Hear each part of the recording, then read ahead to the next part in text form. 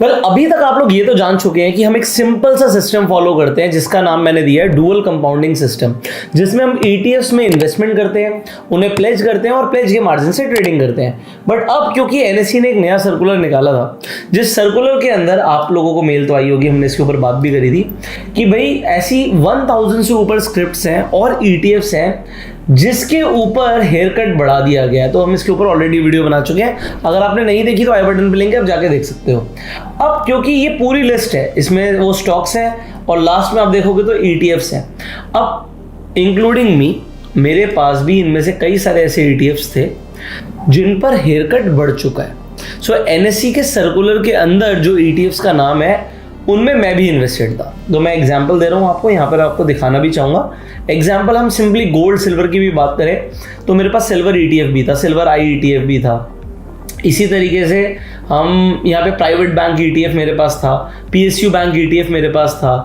ये सब ETFs थे। मैं क्यों बोल रहा हूँ? क्योंकि मैंने अपने अकाउंट के अंदर रीशफलिंग करी है और वो मुझे करनी भी पड़ी। मैं आपको उसका रीज़न दिखाता हूँ। सो अगर हम आप अपने डीमेट अकाउंट के अंदर अगर आप प्लेज करने जाओगे शेयर्स पर तो आपको दिखेगा हेयर कट कितना लग रहा है। सो अब जो मेरे पास आप कह सकते हो कि जो ETFs हैं उन पे 20% का हेयर कट लग रहा है। जस्ट मेरे पास अभी कुछ MAHK टेक की क्वांटिटी पड़ी हुई है जिस पे 60% का हेयर कट लग रहा है। अदरवाइज निफ्टी 20 पर सिर्फ 10% का हेयर कट है और बाकी 20% और 10%। तो जो लिक्विड बीज और गिल्ड बीज है उन पे 10% है, बाकी 20% इज द मैक्स। सो 20% का हेयर कट देने के लिए मैं रेडी हूँ। बट जो 60% का हेयर कट लग रहा है तो कुछ मिल ही नहीं रहा। मतलब अगर आपके पास एग्जाम्पल 40 लाख की इक्विटी है तो 40 लाख की इक्विटी को प्लेस करके आपको सिर्फ 10 लाख रुपए मिल रहा है, 4 लाख की इक्विटी तो सिर्फ 1 लाख रुपए मिल रहा है, which is nothing. So better क्या है कि हम थोड़ा सा रीशफलिंग कर सकते हैं।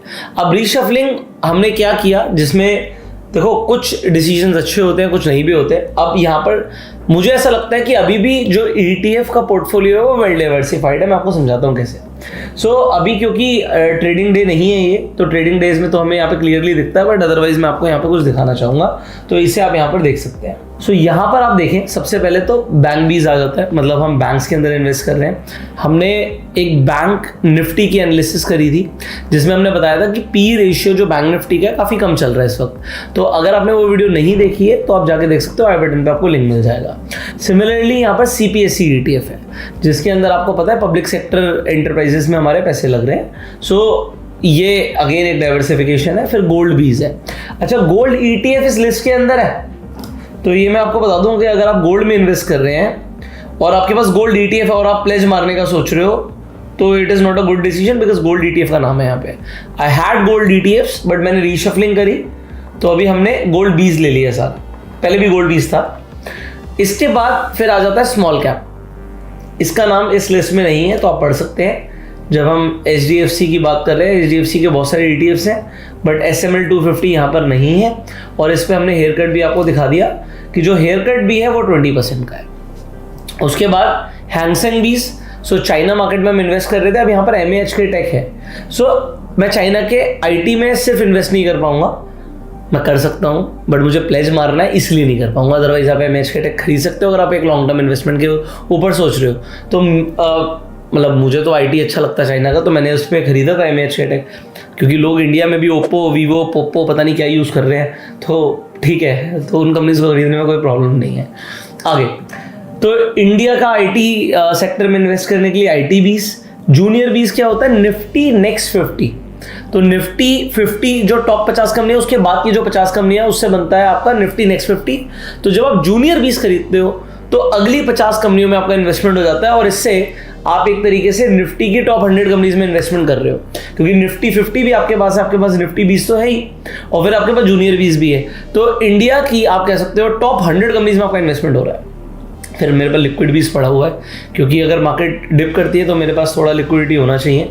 गिल्ड बीज भी मेरे पास इसी पर्पज से है। So it is cash equivalent also, although हम पोजिशनल ट्रेडिंग नहीं कर रहे हैं, बट अगर आप प्लेस करके ट्रेड करते हो तो आपके पास कैश या फिर कैश इक्विवेलेंट होना चाहिए 50% जितना आप मार्जिन यूज कर रहे हो for positional trading.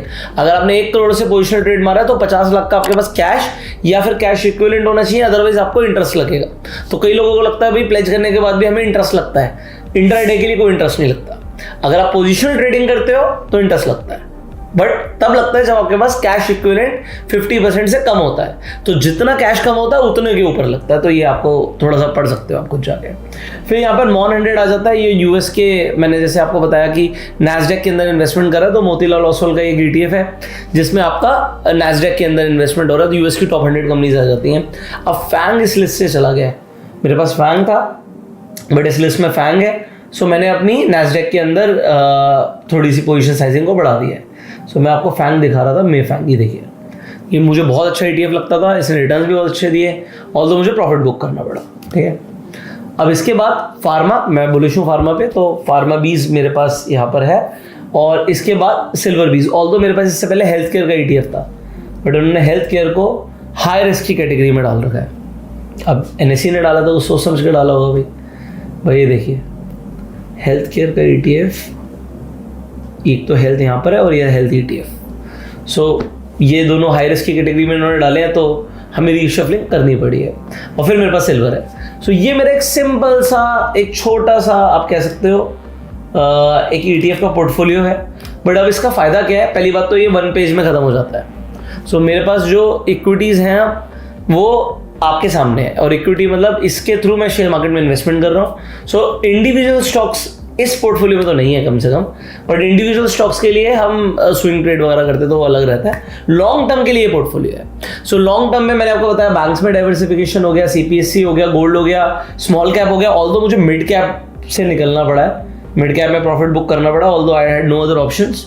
So tax लगेगा यार उस पर। आप सोचो प्रॉफिट बुकिंग होती है तो टैक्स लगता है। Mid cap ETF, mid cap IETF, ये सब मिड कैप स्मॉल, सब पे इन्होंने हाई रिस्क की कैटेगरी में डाल दिया, ऑल्दो स्मॉल कैप नहीं है, तो ये अच्छी बात है। सो ये मैंने आपको बताया, that's the portfolio as of now. And अगर आप लोग भी प्लेज करके ट्रेड करने के लिए कंसीडर कर रहे हो तो आप क्या करो, इसके अलावा और क्या हो सकता है? सो ऑन मेरे कुछ अदर पोर्टफोलियो में ऑटो बीज है, ऑटो के ऊपर कोई प्रॉब्लम नहीं है। सो ऑटो इस लिस्ट में नहीं है।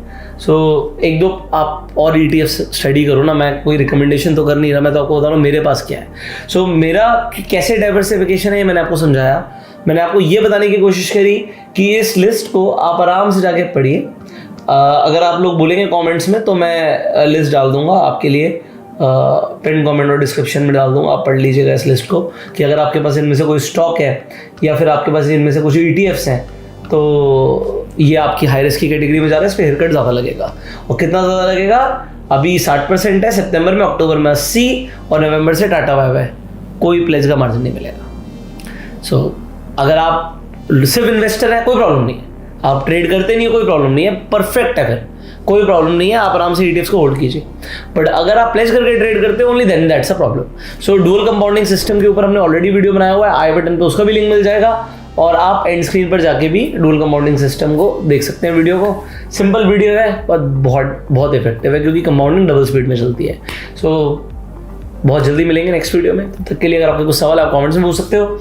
अगर आप भी जैसे प्लेज करके ट्रेड करना चाहते हो तो हम एक सिंपल सा प्लेटफॉर्म यूज़ करते हैं, एल्गोरूम्स। सो अगर आपको एल्गोरूम्स का फ्री में एक्सेस चाहिए तो सिंपली जो स्क्रीन पर नंबर आ रहा है, इस नंबर पे आपको हाई भेजना है, एंड आपको स्टेप्स पता लग जाएंगे जिनके थ्रू आपको एल्गोरूम्स का सब्सक्रिप्शन फ्री ऑफ कॉस्ट मिल सकता है। सो आप सिंपली इस नंबर को सेव कर लीजिए, इस पे आप व्हाट्सएप पे हाई भेज दीजिए, एंड आपको एक ऑटो रिप्लाई मिल जाएगा जिसमें आपको स्टेप्स मिल जाएंगे।